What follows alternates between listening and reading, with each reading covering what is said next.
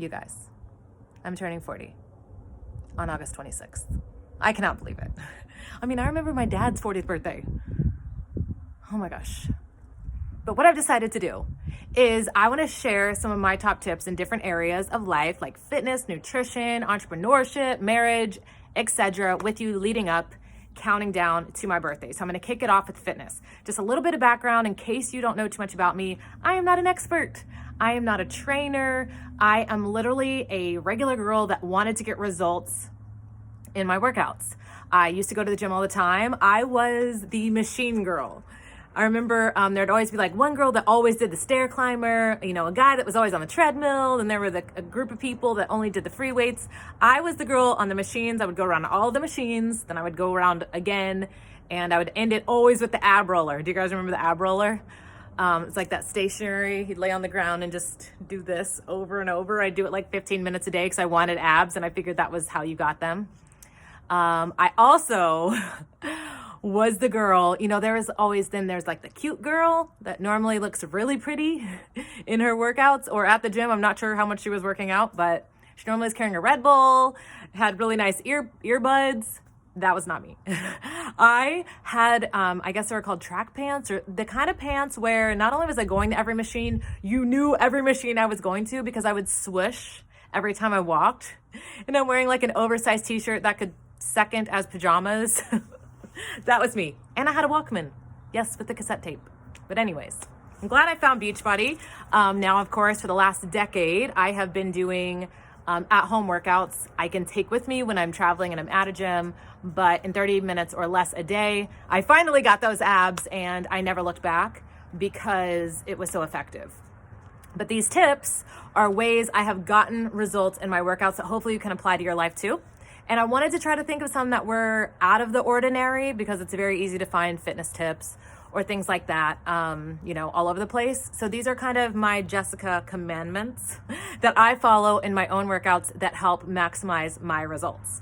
So tip number 1, squeeze. What do I mean by that? Sometimes you don't have a lot of weight options. You aren't able to necessarily increase your weights, as much as you may like to or may want to. You might be limited on what you have. But what I'm telling you is if you squeeze as if, meaning squeeze as if your 10 pounds weigh 20 pounds, you can easily get a good workout. And like I said, this is my own advice. This is not professional advice. But we can take this bottle of water. So you can see I could be like lifting it like this, or watch my muscle. When I squeeze, I can almost make my arm shake and act like it's heavy. So I do this a lot, especially when I'm traveling and I don't have a lot of choices, is I really isolate the muscle and I focus on the muscle that I'm working, and I get a greater workout. Tip number 2, do not skip the last 3 seconds of your workout. I know you, I see you, you exist. I might live with you, but it is very easy when you hear someone say, and 3, 2, 1, that you stop on the 3. You stop before the move is finished. So my challenge to you is no matter what, do not stop until the clock says 0. If you think about it, if you're cutting every single move short by like 3 seconds, that's compounded by every single move in that workout, by every single day that you're doing the workout, and you're literally losing a lot of time that you could be increasing your results. So hang in there. I was able to really learn this when I was cast in the Insanity Max 30 workout program because everybody was stopping before it was over. And they're like, you guys, you have to finish the move. And I realized we weren't just necessarily stopping because we had to or because we wanted to. We had just trained ourselves that when a move was kind of coming to the end, we started to slow down. So keep your pace and keep in it until the very last second, until the clock says 0. Already, you're upping your results. Number 3, do not skip the rest or the stretch. You guys, our muscles grow while they're resting. If you're not resting, then you're literally saying, I don't want results. If you're not stretching, then you're also not giving your body what it needs to repair to get back in it sooner. I love intense workouts. I love going hard, but when I skip that step, and I did it, you guys, my very first program, I completely skipped the stretch, the anything yoga-like. I was like, that's boring. I don't need it. I don't want it. I crave the challenge. And what I realized was my muscles were not developing in the way I wanted them to. So my challenge to you is, if you're like me and you really like a challenge, you've got to shift your mindset to where that is the challenge. The challenge is for you to kill your stretch. The challenge is for you to stay in the stretch or to rest as hard as you can and take that on as a challenge. And then maybe you'll all of a sudden find it a little more appealing because it's necessary. Number 4, exercise in front of a mirror. Now, I used to think people were just vain if they worked out in front of a mirror. Even for me, I have also been in a place in my life where I was really in a negative headspace, and sometimes working out in a mirror worked against me.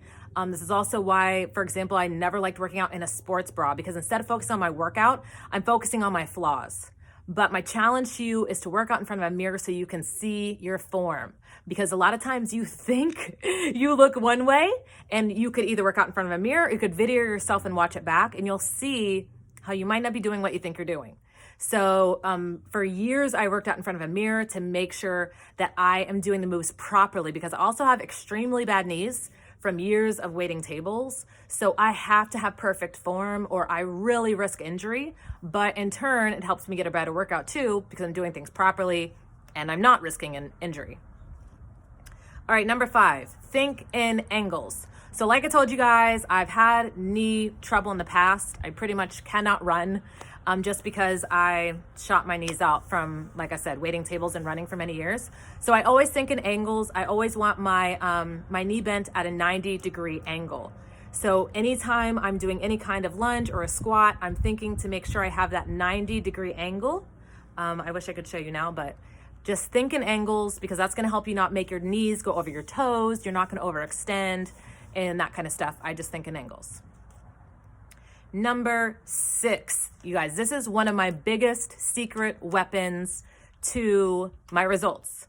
I channel stress, frustration, excitement, dreams, desires. I channel my emotions into my movements. And what do I mean by that? A lot of people, you know, especially at the start of my journey, you guys, I was in a really bad place in my life. I was really struggling in my marriage, and I was a perfectionist. So I was also struggling just being able to be real, because I didn't want people to know that I was struggling. So I was living kind of this fake, fake-faced life, but I was just being destroyed on the inside. So people would be like, oh my gosh, you're so fit. What they didn't know was, it wasn't really that I was so fit. It was that I was so distraught, but I would literally fight for my life in my workouts. When I went in and I pressed play on a program, it wasn't just about trying to lose, the last 5 pounds or the first 15. It was about trying to find the tools to cope with my life. So when I was in a workout and I'm not punching, like I said, just to go through the motions of a workout. I'm punching for the next level of myself. So when I'm in a dark place, I'm channeling that energy and that frustration into the moves. And what happens is, all of a sudden, I have far more to give, because I have all of that kind of pent up inside of me that I've got to get out. Now this can also transition into a positive place, because now, on days that I'm not feeling negative, thankfully, thanks to my journey as a coach, thanks to everything I've done over the past decade in my life with my team, Dare to Dream, I can now take the positive and put it into my workout too. So maybe I'm just not feeling like working out today. Maybe I'm not really into it, but I can start to think, what is my desire? What are my dreams currently? And how now can I fight for those dreams? How can I fight to be the best mom and the best example to my son? How can I fight to make sure that I'm making a positive impact on this world and doing what I know in my heart I'm meant to do and I need to do? So now, same thing. I approach that workout differently, because I'm channeling that positivity through my body to come out in my exercise. So it's not just exercise to me. It is way more than that. It is your life. And when you can do this, you will stay in the game longer. Number 7, I play mental mind games. So like I said, there's been many, many times I've been in a negative place mentally, and I've got to get my emotions working for me and my thoughts. Because I'm sure our thoughts can derail you. They can derail your success. They can derail your workout. Next thing you know, you're just turning it off. You're 5 minutes in, you're like, forget it. I'm done. This isn't going to work for me. I had to make sure I got my thoughts working for me. I used to get in huge arguments with my husband right before my workout. I don't want to work out when I just got in a huge fight. I want to go eat cookie dough. So I had to figure out a way to get my mind working for me instead of defeat me even more when I get in there. And now because I'm emotionally drained, I don't have the physical strength to tackle my workout. So I had to find mental mind games to play. Now, what does that mean? Maybe I'm going to move. And like I said, my thoughts are starting to derail. My strength is starting to wane. I'm not sure I can go on. I play games. So that might be, I imagine myself in the Olympics. If I'm in the Olympics and I'm, 20 seconds away from getting a gold medal, how am I going to act in that moment? I love the show Survivor, the final challenge where the people, whatever they conquer, they get to go on to the final vote and potentially win the $1 million. I'd be like, okay, this is it. I'm in Survivor. This is my moment. How am I going to come through this? I would just find ways to mentally distract myself to stay in my workout a little bit longer. And lastly, I pause when necessary.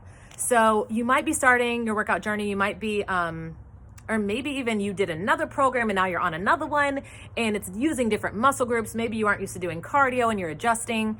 So I know that if you are starting something new, it can be difficult. You can feel like I can't do this, and you might even not be able to do what you used to be able to do or what you wish you could do or what the people in the video are doing. If you fall into any of those scenarios, I say pause, take a break when necessary. I personally like to actually pause the workout because I don't want to miss. You know what I mean? Like if you're really feeling like you can't go on, like 10 minutes of the workout could go by. And I'm trying to get my workout in, especially if it's only 30 minutes. If I take too many breaks, then I'm not getting a workout. So I'm going to pause it. I'm going to actually pause it.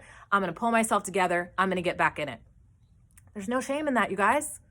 This is your life. This is a journey. This isn't a contest. This isn't a one way and it's done only. This is about figuring out who you want to be, what you want out of life, and how to get there.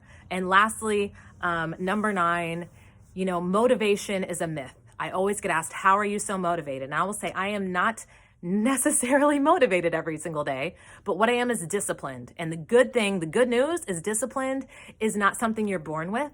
It isn't something that you can buy. It isn't something that someone hands you and you can get taken away. It's literally something you choose to develop. You make that choice. So that's my challenge to you guys, is decide that you're going to do this and no turning back. Hopefully this helped you in some way. If it did, comment below. I want to hear it. Shoot me a message.